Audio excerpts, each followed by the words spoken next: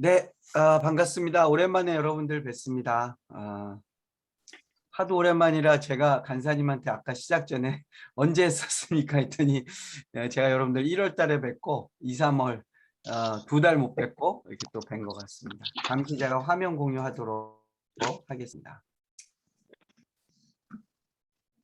네, 화면 잘 보이시나요? 네, 보입니다. 네. 어, 네. 오늘 본문은 갈라디아서 6장 17절 말씀이고요. 예수의 흔적이라는 제목으로 말씀을 제가 잠시 나누고 싶습니다. 우리 교회에서 많이 쓰는 단어 중에 하나가 뭐가 있냐면 상처라는 말이 있습니다. 상처받았다. 이런 말이 정가의 보도처럼 우리가 많이 쓰죠. 그래서 조금만 뭐 기분 나쁘면 상처받았다 그러고, 그리고 또 사실 우리 심리학이 많이 발전되면서 우리 내면의 마음의 상처에 대한 이야기들이 많이 있습니다. 근데 상처는 흔적하고는 조금 다릅니다. 상처는 여전히 고통과 아픔이 지속될 때 그 상처라고 부르죠. 네. 그러니까 과거의 상처라는 말은 조금 모순이 될 수도 있어요. 왜냐하면 과거의 상처는 그 말이 상처라는 건 지금도 상처인 거죠. 네. 근데 과거의 상처가 과거에만 상처였다면 지금은 상처가 될 수 없고 그냥 흔적으로 남아 있겠죠. 마데카소를 잘 발라서 이제는 더 이상 상처가 아니라 흔적으로 남겠죠. 흔적을 다른 말로 보면은 여기 바울이 말하는 흔적은 마크가 찍혔다 이렇게 말하는데 영어 성경엔 다른 말로 말하면 흉터라고 볼 수도 있겠습니다. 스카라고도 말하죠. 영어로는. 이 예수의 흔적이라는 것은 뭐겠습니까? 아팠던 경험은 있지만 더 이상 아프지 않은 것이죠. 또는 아팠던 그 경험의 모습이 남아는 있지만 지금은 그것이 아프지 않은 것입니다. 그것이 흔적일 수 있겠죠. 네. 자, 여러분 어렸을 때 여러분들 자녀들 길러보시면 다 비슷한 경험 있으셨을 겁니다. 태어났을 때 우리 애들이 어릴 때 보면 거의 천재 같은 비범함이 가끔 보일 때가 있습니다. 대부분의 어머니들은 모두 한 번쯤은 경험하셨어요. 우리 애가 천재였구나, 천재다 할 때가 있죠. 근데 좀 지나고 나서 보면 애가 이렇게 바보 같은 짓을 하지 하고 할 때가 있습니다. 네. 여러분 이게 저의 어릴 때 천재였던 한때 저의 모습입니다. 네, 이게 제 어릴 때 사진인데요. 굉장히 범생이죠. 두 손을 다섯이 모으고 사진을 찍은 저의 얼굴 표정입니다. 옆에 이렇게 무늬가 있는 게 저의 어머니랑 저랑 둘이 찍었는데 저희 아버님이 굉장히 싫어하는 사진이었습니다. 본인 빼고 둘이만 찍었다고. 그래가지고 제가 어느 순간부터는 저희 어머니 쪽을 다 잘라버리고 저만 독사진처럼 이렇게 남겨놓고 있는 꽤나 천재같이 보이는 아주 총명한 시절의 저의 모습입니다. 제가 어릴 때에 여러분 다 이 시절 기억나시죠? 1970년 초반, 60년 후반. 저도 저희 아버님이 어느 교회 부목사로 계셨는데 그 교회하고 굉장히 멀리 떨어져 있는 교회는 중구 서소문에 있는 교회인데 저희가 살던 곳은 미아리였습니다. 그래서 지난번에 우리가 한번 왜 미아리에서 모이신 적 있잖아요. 그때 그 장소 바로 뒤편 대지극장 맞은편이 제가 어릴 때 자라난 곳이었습니다. 그때 단칸방 셋집에서 제가 자라난 기억이 있는데 어릴 때 이렇게 세숫대에 따뜻한 물 받아서 어머님이 손 씻어 주시고 했던 적이 있습니다. 제가 태어났을 때 천재가 태어났다는 소리를 들었습니다. 여러 가지 정황이 뭐 근거 있는 정황이 아니라 단 한 가지 정황이 있었다고 그럽니다. 그게 뭐였느냐? 제가 돌되기 전에 말을 시작했다는 사실이었습니다. 남자애가 돌도 되기 전에 말을 막 너무 많이 하고 말을 잘해서 막 천재가 났다는 소리를 막 들었는데 우리 어머니도 그때 천재를 낳았다고 굳게 믿으셨다고 그래요. 저는 어릴 때 기억이니까 모르죠. 뭐 제가 어쨌는지. 근데 제가 어릴 때 말을 굉장히 일찍 시작했는데 문제는 뭐냐면 한 가지 저의 그 어릴 때의 모습 속에 한 가지 또 안타까운 모습이 아마 어른들 눈에 보이셨나 봐요. 그게 뭐냐면 제가 왼손잡이였습니다. 네. 그래가지고 말을 일찍 해서 천재라는 소리를 들었는데 저희 주인집 할머니께서 저를 보시더니 저희 어머니를 나무라셨대요. 애를 왼손잡이를 만들면 어떡하냐고. 예의 없이 예전엔 여러분 오른손 왼손이 아니라 오른손을 바른 손이라고 불렀어요. 그러니까 오른손은 바른 손이면 왼손은 틀린 손이 되는 거죠. 예, 그러니까 이게 단순히 오른쪽 왼쪽이라는 방향이 아니라 하나는 맞는 거고 하나는 틀리는 거예요. 그러니까 틀리는 손으로 글씨를 뭐 이렇게 손을 움직이니까 이제 주인집 할머니가 저 손 고쳐야 된다고 그래가지고 어떻게 고치냐 그랬더니 예전에 이제 민간요법 있지 않습니까? 예, 잘 쓰는 왼손을 묶으면 오른손을 쓸 거라고. 그래서 저희 어머님이 할머니의 주인집 할머니의 권유를 들어서 제 왼손을 묶어버리셨답니다. 예. 근데 이제 그때부터 제 인생에 좀 이상한 현상이 나왔어요. 그게 뭐였냐면 갑자기 말을 못하게 됐답니다. 예. 그러니까 막 말을 하고 왼손을 쓰는데 이제 왼손을 딱 묶었더니 갑자기 말을 못하게 됐더래요. 근데 제가 말을 어릴 때 굉장히 잘했다는 기억은 없지만 말을 못했다는 기억은 남아 있어요. 왜 그러냐면 이때부터 제가 꽤 성장했을 때까지 언어적인 장애가 있었습니다. 예. 그 장애 중에 하나 뭐냐면 좀 우스운 장애인데요. 특정한 발음이 잘 안 됐어요. 이거는 제가 거의 아마 유치원 나이 때 좀 5~6살 때까지 그래서 제가 머릿속에 기억이 날 정도로 이상하게 어떤 단어는 따라서 하라 그러면 그 발음이 잘 안 되더라고요. 대표적인 게 이런 거였습니다. 휘영천 밝은 달을 보면서 우리 어머님이 저한테 달 해봐 그러면 제가 당 이랬어요. 리을 발음이 안 되는 거예요. 달 그러면 당 이러고 별을 보고 별 해봐 그러면 병 이러고 그래서 리을 받침이 잘 발음이 안 되는 장애를 꽤 오랫동안 겪었습니다. 물론 이제 그러다가 뭐 어느 날 또 다 해결이 돼서 정말 또 인생의 아이러니한 건 뭡니까? 말을 잘 못하던 제가 말로 먹고 사는 지금 목사가 돼 있다는 것도 놀라운 하나님의 은혜가 아니겠습니까, 여러분? 예전에 제가 읽었던 어느 인도의 동화 속에 나오는 이야기입니다. 참고로 이 그림은 제 동생이 저를 위해서 그려줬습니다. 어떤 한 소년이 물 항아리 2개를 가지고 물을 기르러 늘 다녔대요. 근데 양쪽 어깨에 짊어지고 가는 항아리가 그 중에 하나는 깨진 항아리였습니다. 금이 가서. 근데 이 어린 소년이 물 항아리 2개를 언제나 들고 다니는 거예요. 그러니까 깨진 항아리는 늘 물가에 가서 물을 담아가지고 와서 보면 옆에 친구는 물이 가득 들어있는데 자기 항아리는 물이 하나도 없는 거죠. 깨진 항아리라 다 물이 새버리니까요. 그러니까 너무나 자존심이 상하는 거예요. 그래서 어느 날 주인한테 이 어린 소년한테 이제 물어본 거죠. 네, 소년 주인님 왜 저를 쓰시냐고. 저는 물이 깨져가지고 항아리가 깨져서 물이 줄줄 새는데 왜 저를 고쳐서 쓰시거나 다른 항아리를 안 쓰시고 왜 언제나 깨진 저에게 물을 담아서 물을 길러서 오시냐고. 그랬더니 이 주인이 이 깨진 항아리를 보면서 그런 말을 하더래요. 너가 깨졌기 때문에 내가 쓰는 거라고. 너가 금이 갔기 때문에 사실은 내가 너를 쓰는 거야. 그런 거야. 그러니까 이 깨진 항아리는 이해가 안 되는 거죠.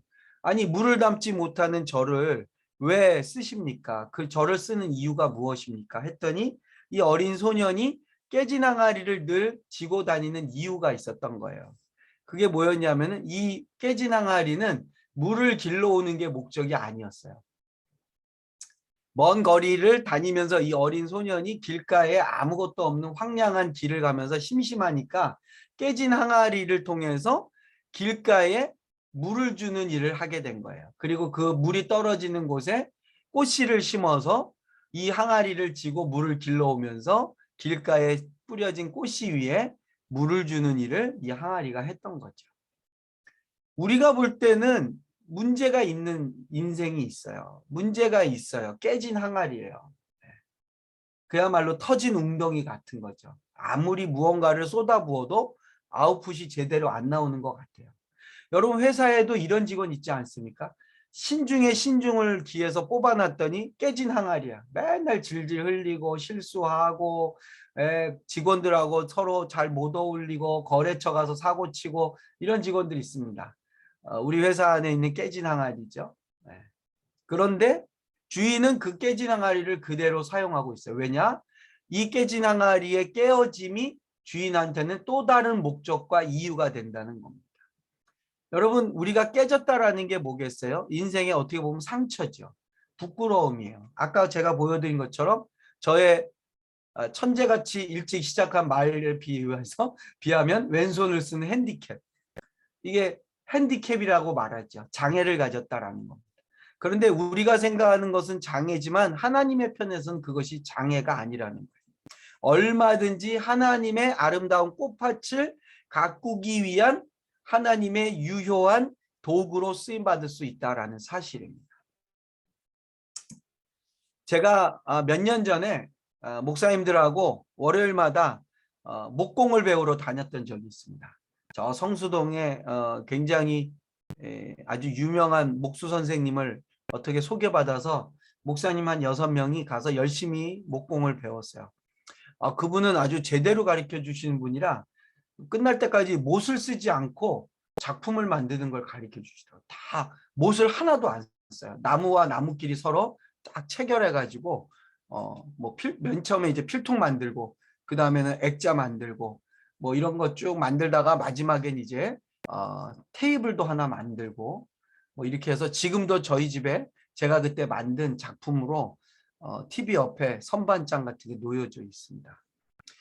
근데 그때 제가 그분하고 이 목공을 배우면서 되게 재미있는 이야기를 하나 들었어요. 목재로 쓰는 나무 중에 여기 보이시면 여러분 보시는 이 화면에 보시면 나무들 사이에 뭔가 흉터 같은 게 있지 않습니까? 이거를 뭐라고 부르는지 여러분 아시죠? 이 동그랗게 나와 있는 이 나무 사이에 있는 거.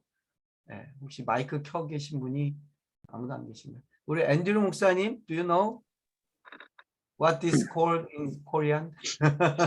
나무에 이 가운데 이렇게 동글동글하게 있는 거, 요걸 뭐라 그러냐면 한국말로 옹이, 옹이라고. 네, 맞습니다. 옹이. 옹이는 나무에는 반드시 나올 수밖에 없는 흔적이에요. 옹이가 없는 나무는 있을 수가 없어요. 근데 그 우리 목공 선생님이 뭐라 그러냐면 나무에 옹이가 있지만 가구를 만들거나 소품을 만들거나 나무로 어떠한 물건을 만들 때는 옹이가 있는 나무를 피하라고 그럽니다. 네. 왜냐하면 이 옹이가 있는 나무는 이 가구나 이런 걸 만들 때 별로 그렇게 유용하게 쓰지 못한다는 거예요. 왜 그런가 했더니 이 옹이 부분이 톱이 잘 안 들어가요. 그래서 심지어는 톱날이 날아가기도 합니다. 그래서 이 옹이 부분이 걸쳐져 있는 나무는 대부분 무슨 작품을 쓸 때 피하라고 그럽니다. 왜냐하면 모양은 그럴듯한 나무의 모양이 나오지만 사실은 이제 목수가 다루기에는 되게 어려운 부분이 옹이가 있는 부분이에요. 근데 여러분 아시다시피 옹이는 나무가 성장했다라는 사실은 증거입니다.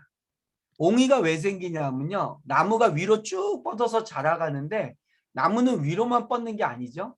옆으로 브랜치, 가지가 막 나오지 않습니까?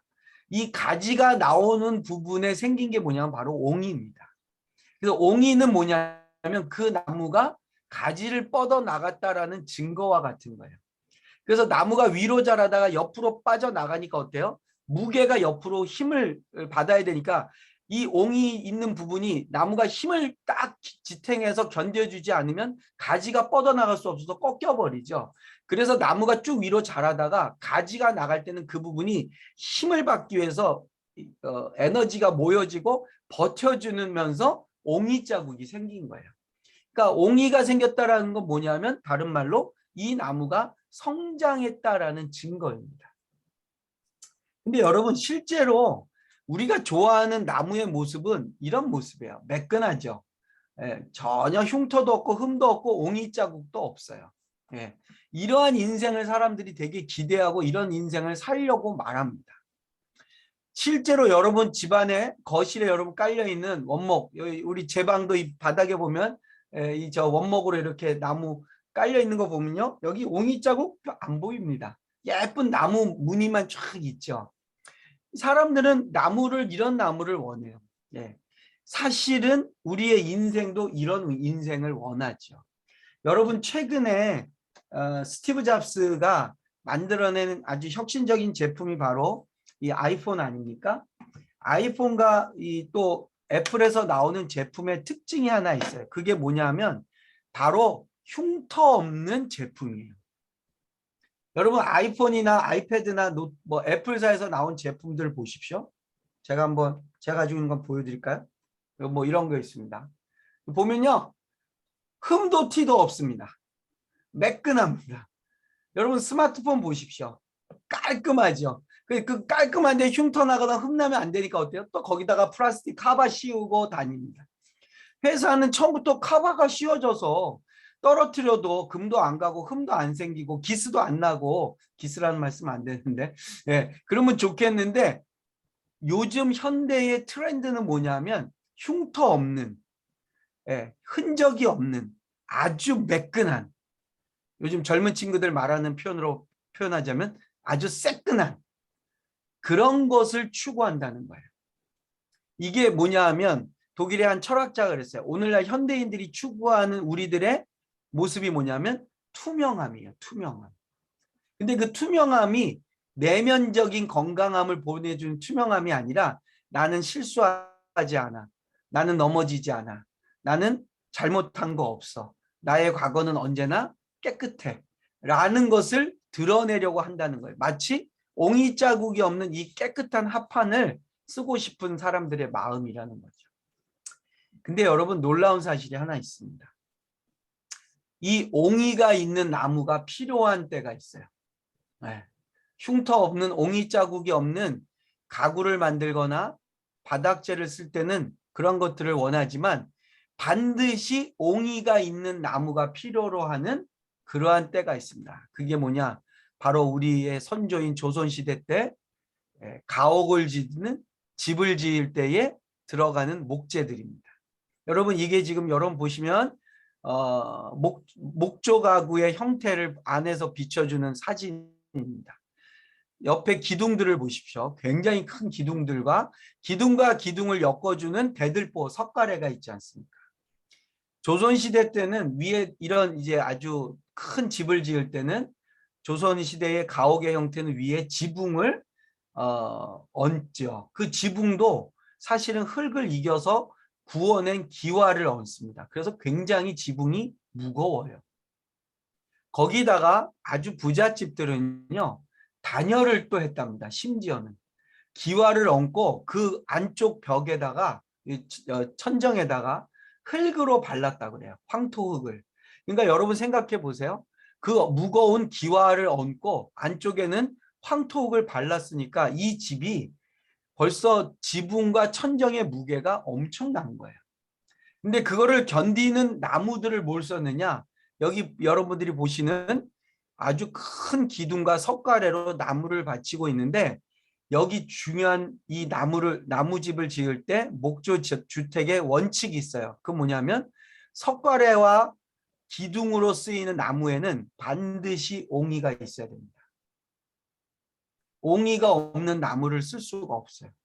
그리고 옹이가 크게 있는 나무일수록 더 선호되는 목재였다고 합니다. 여러분 여기도 지금 보시면 이 옆에 오른쪽 보시면 막 나무가 쩍쩍 갈라져 있지 않습니까? 갈라져 있죠. 그리고 나무라는 것은 시간이 지나면 수분이 빠지면서 뒤틀어져요. 네. 근데 건축의 구조가 뒤틀어지면 큰일 나잖아요.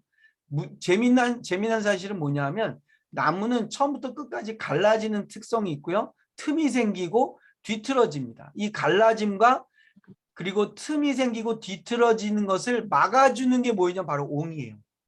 그래서 옹이가 있으면 나무가 말라서 쫙 금이 가다가도 옹이 짜고 있는 데서 딱 멈춰버립니다. 그래서 이 무거운 기와 지붕을 버텨내는 석가래와 대들보와 기둥은 반드시 옹이가 있는 나무를 썼다는 거예요. 거꾸로 옹이가 박힌 나무가 비로소 이 웅장한 조선시대의 주택들을 받치는 기둥과 대들보로 쓰임을 받았다라는 것입니다.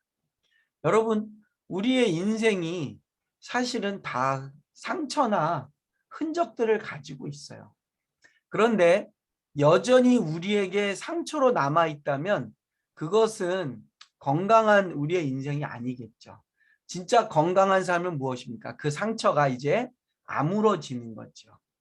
우리가 살다 보면 손을 베이거나 또는 뭐 가시에 찔리거나 또는 무엇에 외부의 어떠한 충격을 인해서 우리의 몸에 상처가 생길 때가 있습니다. 그럴 때 우리는 적절한 약을 바르거나 뭐 마데카솔을 뿌리거나 후시딘을 바르지 않습니까? 그러고 나면 어떻습니까? 아물죠. 상처는 아물어집니다. 아물고 나면 어떻습니까? 잘 바르면 흉터가 사라지지만 어떤 깊은 상처는 여전히 흉터로 남아있죠.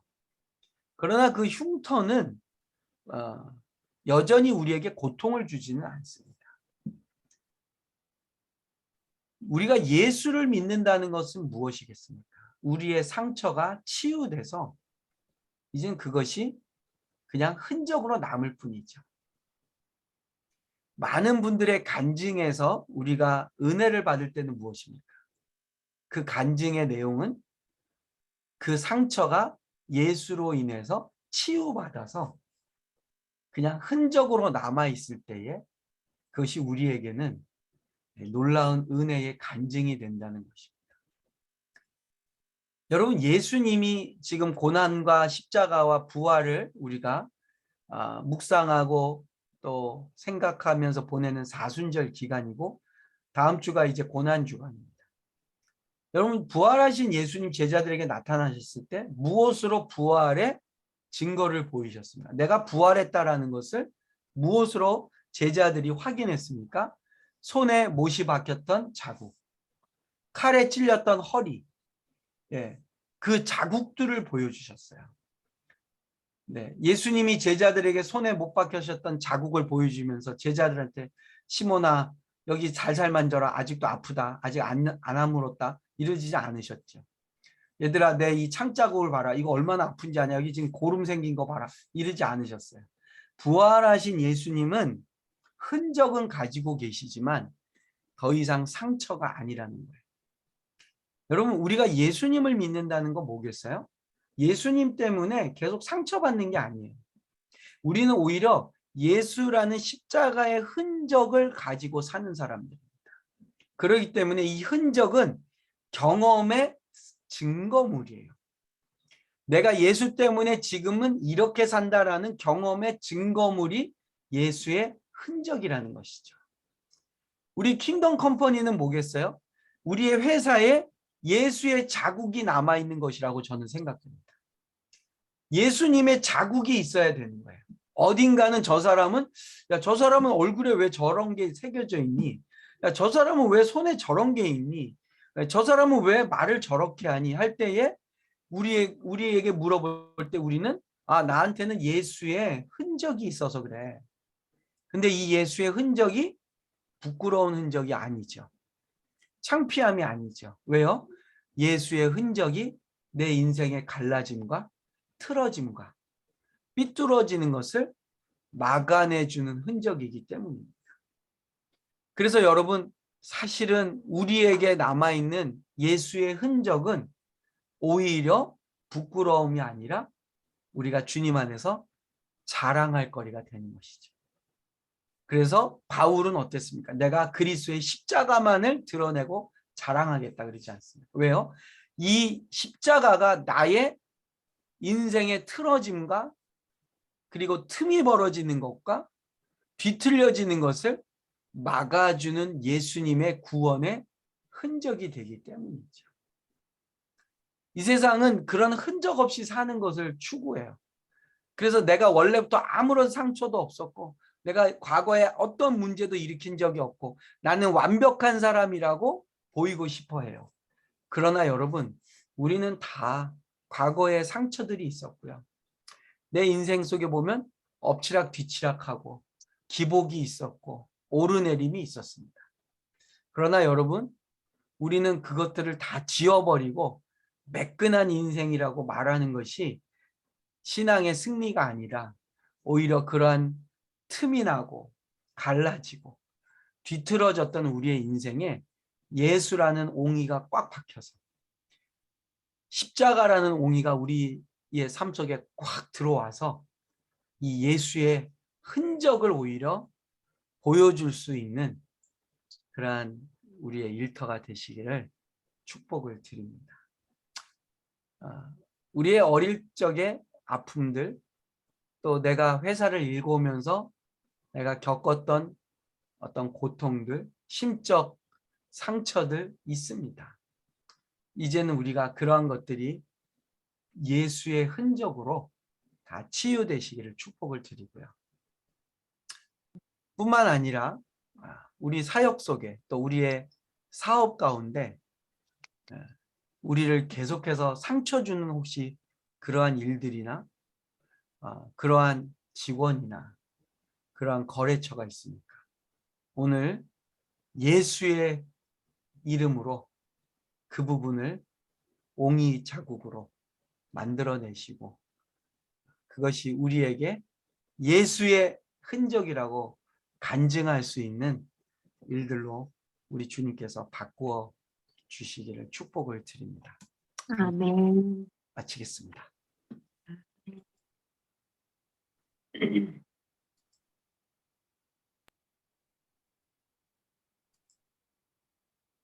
예, 이 시간 합심기도 하게 드리겠습니다. 예, 우리 CBMC